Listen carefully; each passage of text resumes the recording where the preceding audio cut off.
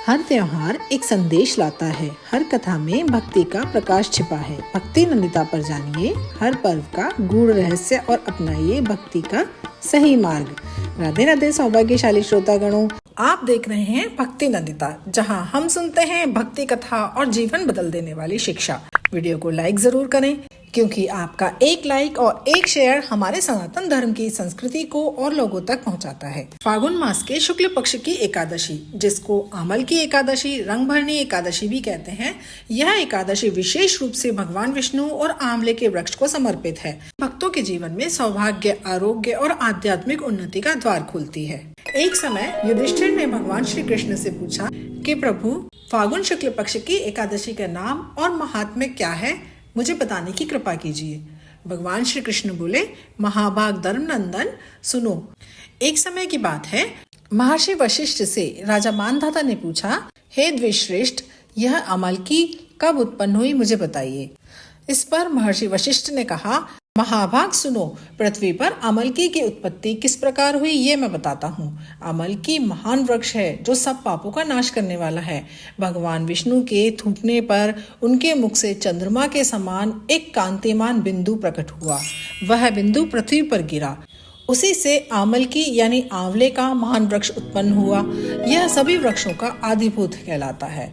और इसी समय समस्त प्रजा की सृष्टि करने के लिए भगवान ने ब्रह्मा जी को उत्पन्न किया।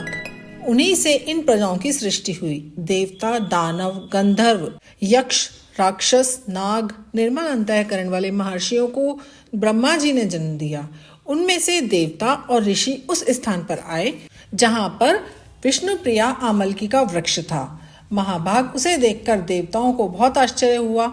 उस वृक्ष को देखकर वे एक दूसरे की तरफ जिज्ञासा पूर्वक देखने लगे और सोचने लगे कि यह वृक्ष तो हमने पहले कभी नहीं देखा, इस वृक्ष को हम नहीं जानते। इस प्रकार वे सोच ही रहे थे कि आकाशवाणी हुई, देवताओं और महर्षियों, यह सर्वश्रेष्ठ आमलकी का वृक्ष है जो विष्णु को प्रिय है।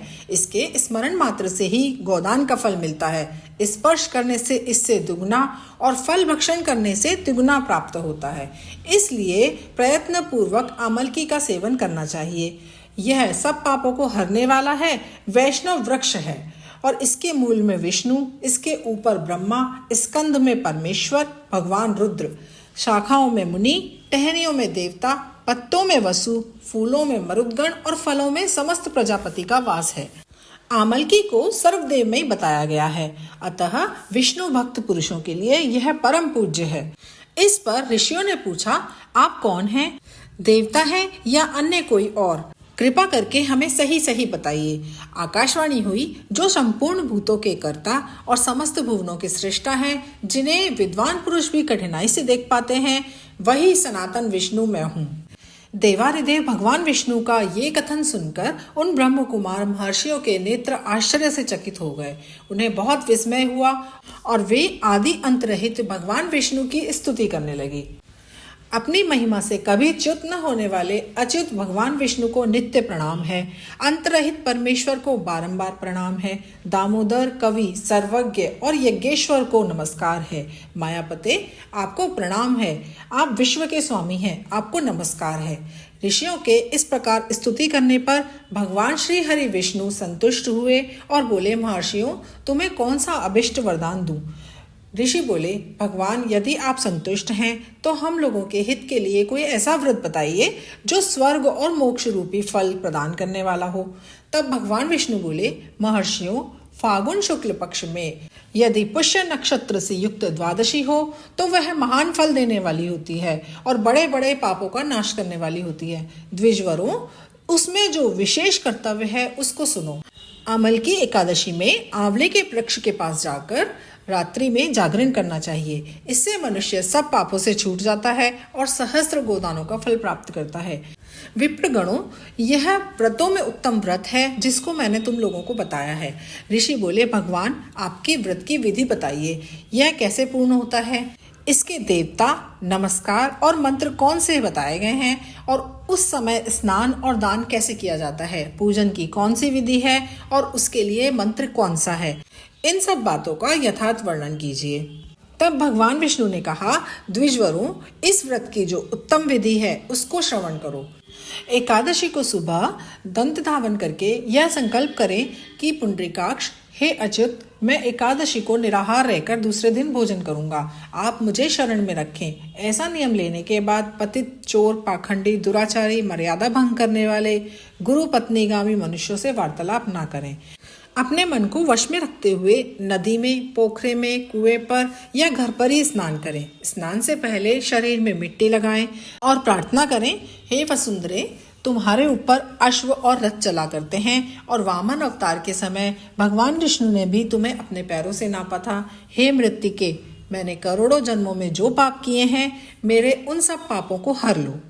जल की अधिष्ठात्री देवी माता, तुम संपूर्ण भूतों के लिए जीवन हो, वही जीवन जो स्वेदज उद्भिज जाति के जीवों का पालन और रक्षण करती हो। तुम रसों की स्वामिनी हो, तुम्हें नमस्कार है। आज मैं संपूर्ण तीर्थों, कुंडों, झरनों, नदियों और देव संबंधी सरोवरों में स्नान कर चुका। मेरा यह स्नान उक्त सभी स्नानों का फल देने वाला हो। जल की अधिष्ठात्री देवी से इस प्रकार प्रार्थना करके विद्वान पुरुष को चाहिए कि वह परशुराम जी की सोने की प्रतिमा बनवाए। प्रतिमा अपनी शक्ति और धन के अनुसार 1 या आधे मासे सुवर्ण की होनी चाहिए। स्नान के बाद घर आकर पूजा और हवन करें। उसके बाद सब प्रकार की सामग्री लेकर आंवले के वृक्ष के पास जाएं।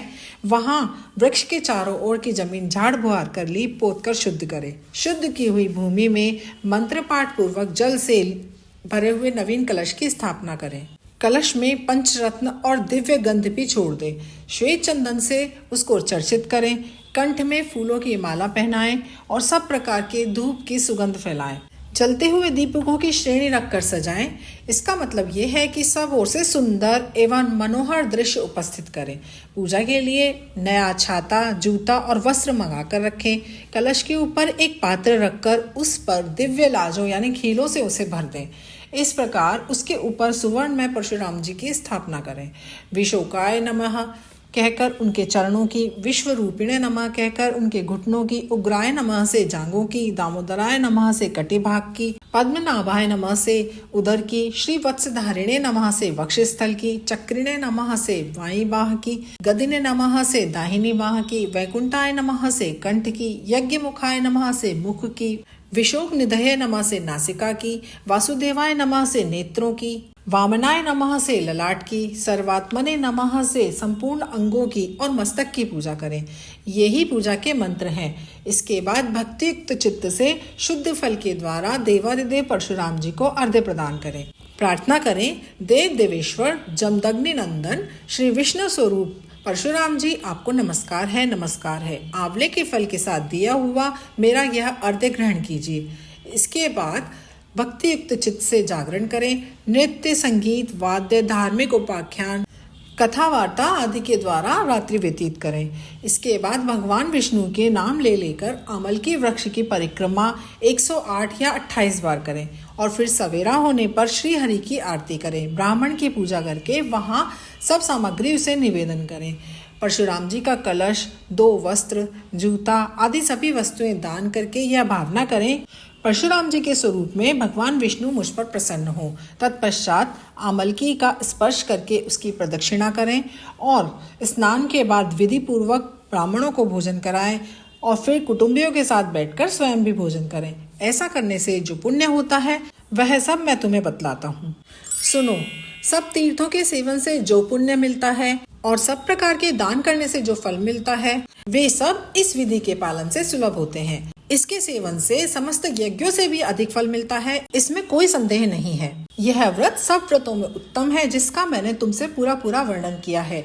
वशिष्ठ जी कहते हैं, महाराज, इतना कहकर देव देवेश्वर भगवान विष्णु वही अंतर्ध्यान हो गए और उसके बाद समस्त महर्षियों ने उक्त व्रत का पूर्ण रूप से पालन किया। नृपश्रेष्ठ, इस प्रकार तुम्हें भी इस व्रत का अनुष्ठान करना चाहिए। तब भगवान श्री कृष्ण कहते हैं, युधिष्ठिर, यह दुर्दुष व्रत मनुष्य को सभी पापों से मुक्ति देने वाला है, इसलिए यथासंभव इस व्रत का पालन अवश्य करना चाहिए। तो व्यूअर्स, याद रखिए, भक्ति में किया गया एक छोटा सा प्रयास भी व्यर्थ नहीं जाता। अनजाने में किया गया पुण्य भी जीवन बदल सकता है। तो क्यों ना हम सब 27 फरवरी को आने वाली अमलकी एकादशी के दिव्य व्रत के पुण्य का लाभ उठाएं और अपने जीवन को सफल बनाएं। बोलिए एकादशी माता की जय। जय श्री हरि। धन्यवाद।